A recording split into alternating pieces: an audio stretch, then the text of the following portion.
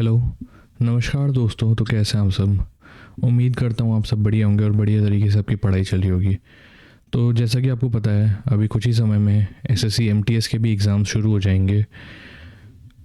तो आज का जो वीडियो है वो उसकी जो जीएस स्ट्रैटेजी है ना, उसके ऊपर है। अब ये वीडियो क्यों इम्पोर्टेंट है? क्योंकि जो एमटीएस का पेपर है ना, वो सीजीएल और सीएचएसएल से बहुत अलग है।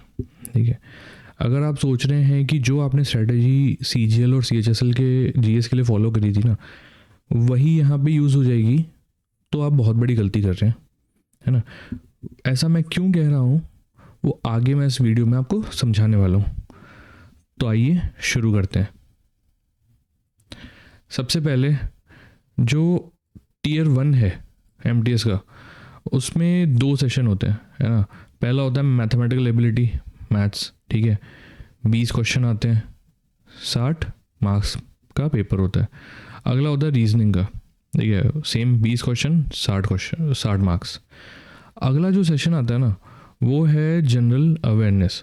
जनरल अवेयरनेस के आप देख रहे सकते हैं 25 क्वेश्चन आएंगे, है ना, जिनका वेटेज है 75 मार्क्स। और इंग्लिश जो है सेम 25 क्वेश्चन, 75 मार्क्स। तो ये दोनों बहुत इम्पॉर्टेंट है। ठीक है, अब बात कर लेते हैं सिलेबस की। ठीक है, बहुत ही जनरलाइज्ड सिलेबस दिया है ना। एसएससी ने बहुत ही जनरल सिलेबस दे दिया। जैसे कि आप देख सकते हैं, नोटिफिकेशन में साफ लिखा हुआ था, the broad coverage of the test will be on social studies. Social studies में आ जाते हैं आपके history, geography, art and culture, civics, economics, general science and environmental studies up to 10th standard. ठीक है, 10th स्टैंडर्ड तक जितने भी आपकी जनरल साइंस से सोशल स्टडीज़ थी, सारा का सारा इसमें पूछा जाएगा। ठीक है, तो काफ़ी ब्रॉड सा जनरलाइज्ड सिलेबस दिया हुआ है इसका। ठीक है, पर इस एग्ज़ाम में हमारा मेन फोकस होना किस पे चाहिए? ठीक है, इसमें कौन से ऐसे टॉपिक्स हैं जो मेक और ब्रेक वाले टॉपिक्स हैं। मेक और ब्रेक मतलब कि जिन से डिसाइड होगा कि आपका सिलेक्शन होगा या नहीं। जो मोस्ट इम्पॉर्टेंट टॉपिक्स होते हैं ना, वो कौन से हैं। ठीक है, तो ये यहाँ पे मैंने एनालिसिस दिया है। ठीक है, एनालिसिस 2024 में जो जनरल अवेयरनेस का पेपर आया था ना, उसका है। ठीक है, 25 क्वेश्चन में से आप देख सकते हैं करंट अफेयर्स जो है वो 3 से 4 क्वेश्चंस इसके आए थे। और ये मोस्टली लास्ट 1 ईयर के थे। ठीक है, लास्ट 1 ईयर के थे ये सवाल, है ना।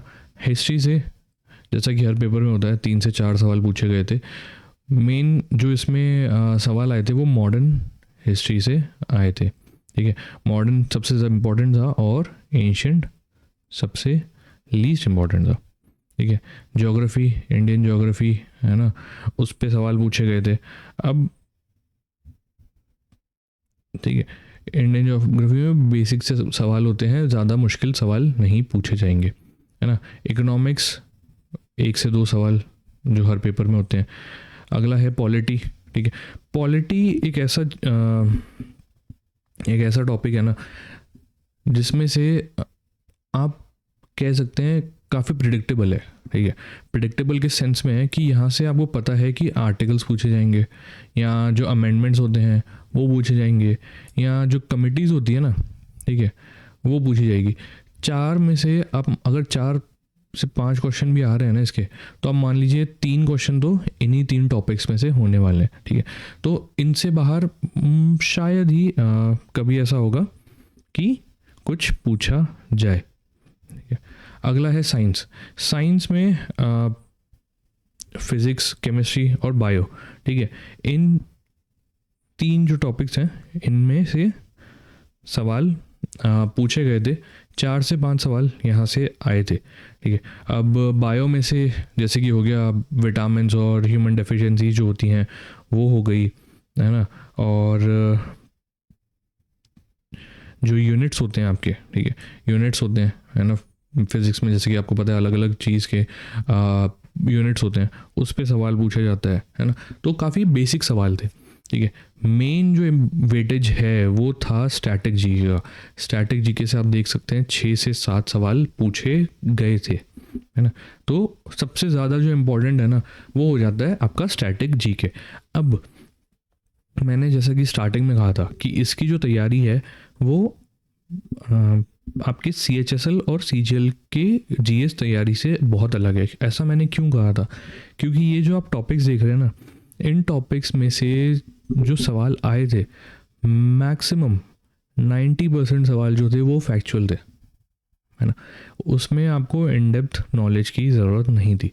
फैक्चुअल सवाल कैसे, फॉर एग्ज़ाम्पल कि इलेक्ट्रिसिटी का यूनिट क्या है, या विटामिन ए की डिफिशिएंसी से क्या चीज़ हुआ, कौन सी बीमारी होती है, ठीक है। स्ट्रेट फॉरवर्ड सवाल। करंट अफेयर से सवाल आ जाएगा कि अभी जो हाल ही में वर्ल्ड हैप्पीनेस रिपोर्ट आई थी वो किसने रिलीज़ करी थी, इंडिया का रैंक क्या था, टोटल कितनी कंट्रीज थी, ठीक है। स्ट्रेट फॉरवर्ड फैक्चुअल सवाल, कोई इन डेप्थ नॉलेज की ज़रूरत नहीं है, ठीक है। आप फैक्ट्स पे ध्यान दीजिएगा इसमें, ठीक है। इस पेपर में इसको, इस एग्ज़ाम को क्लियर करने के लिए आपके फैक्ट सबसे ज़्यादा क्लियर होने चाहिए, है ना। तो ये बहुत इम्पॉर्टेंट है। अब ये एक और शिफ्ट का एनालिसिस मैंने यहाँ पे दिया है। सेम आप इसमें देख सकते हैं कि करंट अफेयर से वही 3-4 सवाल, स्टैटिक जैसा कि मैंने बताया था, ठीक है, सेकंड मोस्ट इम्पॉर्टेंट, है ना। सेकंड मोस्ट भी नहीं, मोस्ट इम्पॉर्टेंट तो स्टैटिक ही है ना। बाकी सबसे एक एक दो दो सवाल ही पूछे गए थे। 2024 में जो शिफ्ट 1 हुआ था ना उसका एनालिसिस है ये। अब ऐसे में हमारा जो मेन फोकस है वो किस पे होना चाहिए, ठीक है। तो मैं कहूँगा मेन जो फोकस है ना आपका, जो कह लीजिए मोस्ट इम्पॉर्टेंट है, वो होना चाहिए आपका स्टैटिक जीके, ठीक है। Static GK plus art and culture, है ना। फोक डांसेस हो गए, फोक डांस हो गए, जो भी म्यूज़िकल इंस्ट्रूमेंट हैं वो हो गए, वो आपके मेन फोकस में रहने चाहिए। फेस्टिवल्स होते हैं ना कि ये फेस्टिवल जो है वो कौन से स्टेट को बिलोंग करता है। और एक आप चीज़ नोटिस करेंगे, आप अगर आपने एनालिसिस किया हो ना पिछले पेपर्स का, तो आपने एक पैटर्न ज़रूर देखा होगा कि जो MTS में प्रीवियस ईयर क्वेश्चन है ना वो बहुत ज़्यादा रिपीट होते हैं, ठीक है। स्टैटिक में PYQs बहुत बहुत ज़्यादा इम्पॉर्टेंट रोल प्ले करते हैं, ये बहुत ज़्यादा रिपीट होते हैं, है ना। आपने अगर एनालिसिस नहीं करा है तो कीजिएगा, और आप खुद चेक कीजिएगा कि जो सवाल पूछे गए थे वो कितनी ज़्यादा बार रिपीट हुए हैं। सेकंड जो प्रायोरिटी आपकी होनी चाहिए, ठीक है, जो मैंने कहा था सबसे प्रिडिक्टेबल जो टॉपिक है वो है पॉलिटी और साइंस, ठीक है। ये सबसे ज़्यादा प्रिडिक्टेबल हैं। इनमें आपको जो आर्टिकल्स हो गए, ठीक है, आर्टिकल्स हो गए, कॉन्स्टिट्यूशनल अमेंडमेंट्स हो गए और कमिटीज़ हो गई, है ना, ये तो अच्छे से याद कर लेनी है, इनसे सवाल ज़रूर पूछा जाएगा। और अगला एक है जो बहुत ही ब्रॉड है, ठीक है, जो बहुत ही अनप्रिडिक्टेबल टॉपिक है। उसमें आ जाते हैं आपके हिस्ट्री, है ना। हिस्ट्री के बाद ज्योग्राफी प्लस इकोनॉमी, ठीक है। सबसे ज़्यादा अनप्रिडिक्टेबल है बहुत, क्योंकि ये बहुत वास्ट है, ठीक है। आप नहीं सोच सकते, आप नहीं गैस कर सकते कि कहाँ इस टॉपिक से क्या सवाल आएंगे, मतलब बहुत अनप्रिडिक्टेबल है ये, ठीक है। तो ये जो 3 टॉपिक हैं, ठीक है, मैं कहूँगा मेन फोकस तो इन 2 पे रखिएगा, है ना, और इसको उनके बाद ही प्रायोरिटी दीजिएगा, है ना। अब कौन से टॉपिक्स में से, जो मैंने आपको इम्पोर्टेंट टॉपिक्स बताए, उनमें से किन चीज़ों पे आपको सबसे ज़्यादा ध्यान देना है। इंडियन कल्चर, जो आर्ट एंड कल्चर है, उसमें जो मेन फोकस है वो आपका रहना चाहिए फोक डांस, फोक क्लासिकल डांस जो है वो आपके सबसे ज़्यादा इम्पॉर्टेंट टॉपिक है, ठीक है, उनसे सबसे ज़्यादा सवाल पूछे जाते हैं। फेस्टिवल्स, कौन से स्टेट का कौन सा फेस्टिवल है वो आपको अच्छे से याद होना चाहिए। अगर आप राजस्थान से हैं, मतलब आप किसी भी स्टेट से हैं, हर स्टेट का के कुछ फोक डांस होते हैं, कुछ क्लासिकल डांस होते हैं, आपको पता होना चाहिए कि ये कौन से डांस हैं, है ना, कौन से स्टेट को बिलोंग करते हैं। अगला इसमें आ जाता है म्यूज़िकल इंस्ट्रूमेंट। ठीक है, म्यूज़िकल इंस्ट्रूमेंट जो होते हैं, ठीक है, वो भी बहुत इंपॉर्टेंट है। म्यूज़िकल इंस्ट्रूमेंट में बेसिकली होता क्या है, जो बहुत फेमस प्लेयर्स होते हैं ना, उनके बारे में पूछ लिया जाता है कि ये किसी भी प्लेयर, म्यूज़िकल इंस्ट्रूमेंट के प्लेयर का नाम दे देंगे और पूछेंगे कि ये जो प्लेयर है वो कौन सा इंस्ट्रूमेंट बजाते थे। ठीक है, तो ये आपके लिए बहुत इम्पोर्टेंट हो जाता है ना।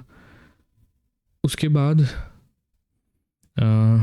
एक जो आप देख रहे हैं पॉलिटी में, जैसे मैंने बताया, आर्टिकल्स और अमेंडमेंट्स मोस्ट इम्पॉर्टेंट, ये आपको अच्छे से याद होने चाहिए। आर्टिकल कौन से हैं, फंडामेंटल राइट्स कौन से हैं, फंडामेंटल ड्यूटीज़ थी, फंडामेंटल ड्यूटीज़ को कौन सी कमेटी ने इंक्लूड करा था, वो कमेटी कौन से साल में बनी थी, सब आपको जितने भी फैक्ट हैं उसके सारे याद होने चाहिए।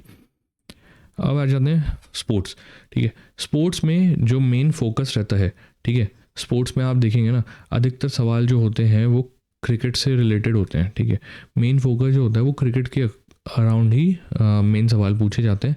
दूसरा होता है अवार्ड्स। ठीक है, अवार्ड्स में आ जाता है कि किसी को अभी रिसेंट में कोई अवार्ड मिला है ना, जैसे अभी वुमेन्स आईसीसी वर्ल्ड कप हुआ था, कौन जीता, कहाँ होस्ट हुआ, ऐसे जो सवाल होते हैं वो बहुत इंपॉर्टेंट हो जाते हैं। ठीक, हिस्ट्री में जैसे मैंने बताया कि जो मॉडर्न हिस्ट्री है ना, मॉडर्न हिस्ट्री सबसे ज़्यादा वेटेज होल्ड करता है। ठीक है, मॉडर्न हिस्ट्री जो है वो सबसे ज़्यादा होल्ड करता है इम्पोर्टेंस। मॉडर्न हिस्ट्री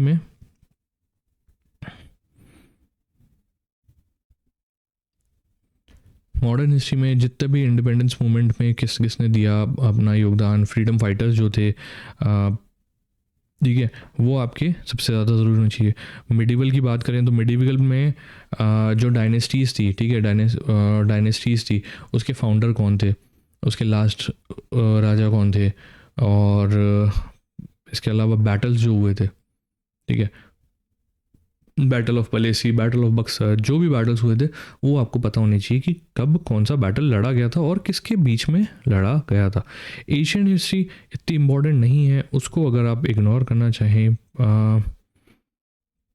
कर सकते हैं, क्योंकि उसमें कुछ ही टॉपिक्स हैं जिनसे सबसे ज़्यादा सवाल पूछे जाते हैं, जैसे जैनिज़्म हो गया, ठीक है, बुद्धिज़्म हो गया, इन चीज़ों से ही सबसे ज़्यादा सवाल पूछे जाते हैं। ठीक है, करंट अफेयर्स, जैसे कि आपने देखा था स्टैटिक के बाद अगर कोई सबसे ज़्यादा ज़रूरी था टॉपिक तो वो करंट अफेयर्स था। करंट अफेयर्स लास्ट 6 से 8 मंथ की आपको करनी ही करनी है। अगर टाइम बचता है तो 1 साल की भी कर लीजिएगा। ठीक है, कहाँ से करें? मैं कहूँगा एक अड्डा 247 का है ना, हिंदू रिव्यू आता है। ठीक है, हिंदू रिव्यू आता है, हर महीने का एक हिंदू रिव्यू आता है। ठीक है, जनवरी से उठाइए, 1 जनवरी से उठाइए, जितने भी हिंदू रिव्यू है, मंथली होता है ये, ठीक है, हर मंथ रिलीज़ होता है। जैन से उठाइए, जितने भी हिंदू रिव्यू है सारे के सारे कटा लिए। ज़्यादा बड़ी बुकलेट होती नहीं है, 40 से 50 पेज की बुकलेट है, आप आराम से कवर कर सकते हैं, है ना, तो ये चीज़ कर लीजिएगा। अब आती है बात इकोनॉमिक्स की। इकोनॉमिक्स में बजट और स्कीम सबसे ज़्यादा इम्पॉर्टेंट है। ठीक है, बजट में कौन सी चीज़ को कितना बजट अलॉट हुआ, अलोकेट किया गया, क्या क्या चेंजेस आए, स्कीम्स होती हैं जो अलग अलग सरकार स्कीम्स लाती है वो इम्पॉर्टेंट हो जाती है। कौन सी स्कीम कौन सी मिनिस्ट्री इम्प्लीमेंट करेगी, है ना, आरबीआई की मॉनेटरी पॉलिसी है वो आ रही है, तो उसके ऊपर सवाल पूछे जाते हैं। ठीक है, लिटरेचर में बेसिकली बुक्स एंड ऑथर्स जो हैं वो है मेन इम्पॉर्टेंट। ठीक है, बुक्स एंड ऑथर्स में कौन से करने, जो न्यू बुक्स आ रही हैं, ठीक है, कोई फेमस राइटर है ना, मान लीजिए शशि थरूर हैं, उन्होंने कोई नई बुक लिखी है, ठीक है, तो उसमें नई जो बुक्स हैं उनके नाम और राइटर आपको याद होने चाहिए, प्लस ओल्ड बुक्स में जो भी मोस्ट इम्पॉर्टेंट सवाल हैं, ठीक है, इम्पॉर्टेंट राइटर्स हैं, वो आपको पता होने चाहिए। वो हिस्ट्री से भी बिलोंग कर सकते हैं, या हिस्ट्री के होते हैं, या मतलब जो एशियन हिस्ट्री के थे ना, वो हो सकते हैं, है ना। तो वो आपको याद रखने हैं। अब बात आती है डिफ़िकल्टी लेवल की, ठीक है। डिफ़िकल्टी लेवल क्या रहता है पेपर का? तो डिफ़िकल्टी लेवल जो है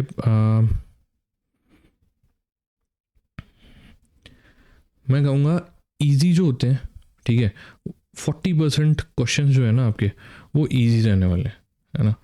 40% क्वेश्चन जो हैं वो आपके इजी रहने वाले हैं। स्ट्रेट फॉरवर्ड क्वेश्चन होंगे, कोई ज़्यादा सोचने की उसमें ज़रूरत नहीं होगी, है ना। स्ट्रेट फॉरवर्ड सवाल आएंगे। अगला है मॉडरेट। मॉडरेट आप मान लीजिए 45% क्वेश्चंस आपके मॉडरेट होंगे, और डिफ़िकल्ट होते हैं 15%, ठीक है। 15%, मैक्स टू मैक्स 15% मैं कह रहा हूँ डिफ़िकल्ट होंगे। अब होता क्या है ना, पेपर आया, अब आपको नहीं पता कि आपकी अगर किस्मत अच्छी रही तो सबसे आसान सवाल जो है वो आपको शुरू में दिखने लगेंगे। किस्मत ख़राब रही ना, तो वो डिफ़िकल्ट वाले जो हैं वो सबसे पहले दिखेंगे। अब होता क्या है ना, बच्चा जो होता है वो जाता है पेपर में, और वो डिफ़िकल्ट क्वेश्चन जैसे ही है ना उसको देख के घबरा जाता है, ठीक है। 2-3 क्वेश्चन अगर डिफ़िकल्ट आ गया ना, अब उसको देख के घबरा जाएंगे, है ना, और वो पूरा पेपर ख़राब कर देता है। तो हमें घबराना नहीं है, हमें ये बात ध्यान रखनी है, हमें सिलेक्शन लेना है, ठीक है। सिलेक्शन लेना है हमें फुल में से फुल 25 के 25 क्वेश्चन सही नहीं करने हैं। कोई नहीं कर सकता 25 के 25 क्वेश्चन सही, ठीक है। बहुत ही रेयरली होगा कि किसी ने सारे के सारे जीएस के क्वेश्चन सही कर लिए हों, ठीक है। सबका टारगेट होता है 15 से 20 क्वेश्चन जो हैं वो करके आने हैं। तो आपका भी यही टारगेट होना चाहिए। मेन फोकस जो है वो इजी और मॉडरेट क्वेश्चन जो होते हैं ना उन पे रखिएगा, ठीक है। उन पे रखिएगा अपना मेन फोकस।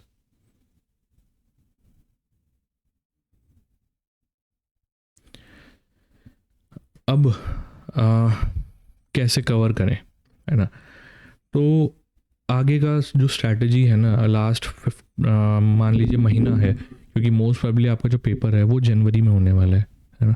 तो आपके पास अप्रोक्सीमेटली 1 से 1.5 महीना है अभी तैयारी के लिए। तो इसमें आपको क्या करना है? तो सबसे पहले जो भी मैंने आपको इम्पोर्टेंट टॉपिक्स बताए ना, उनको डेली कवर कीजिए। डेली मतलब आज मान लीजिए आपने टारगेट बनाया है कि जो भी फेस्टिवल्स हैं, ठीक है, मैं उनको कवर करूँगा। अगला हो गया फोक डांस जो है, मैं उनको कवर करूँगा। ऐसे हर दिन टारगेट बनाइए और उन टॉपिक्स को कवर कीजिए। कवर कैसे करना है? सबसे पहले एनालाइज कीजिए कि प्रीवियस ईयर में कैसे क्वेश्चन आए थे, किस टाइप के क्वेश्चन पूछे जा रहे थे। फिर कोई भी बुक हो जो आप फॉलो करते हैं, या कोई भी टीचर जिसको आप फॉलो कर रहे हैं, उनका वीडियो देखिए और उसमें से उस टॉपिक को कवर कीजिए। सेकंड जो सबसे इम्पॉर्टेंट चीज़ है ना, पी वाई क्यूज़ जैसे कि मैंने कहा उसको एनालाइज कीजिए, ठीक है। P Y Qs most important चीज़ है, उसको इग्नोर मत कीजिए। पी वाई क्यूज़ रिपीट होते हैं, एमटीएस के पेपर उठा के देख लीजिए, पी वाई क्यूज़ रिपीट हो रहे हैं। तो इसलिए पी वाई क्यूज़ को अच्छे से कवर कर लीजिएगा। उसके अलावा आ जाते हैं मॉक्स। मोस्ट इम्पॉर्टेंट चीज़, मॉक्स जितने ज़्यादा हो सकें कवर कीजिए। डेली कोशिश कीजिए फुल लेंथ मॉक जो होते हैं वो कम से कम 1 लगाइएगा, और सेक्शनल जो होते हैं, ठीक है, 2 से 3 सेक्शनल मॉक्स दीजिए।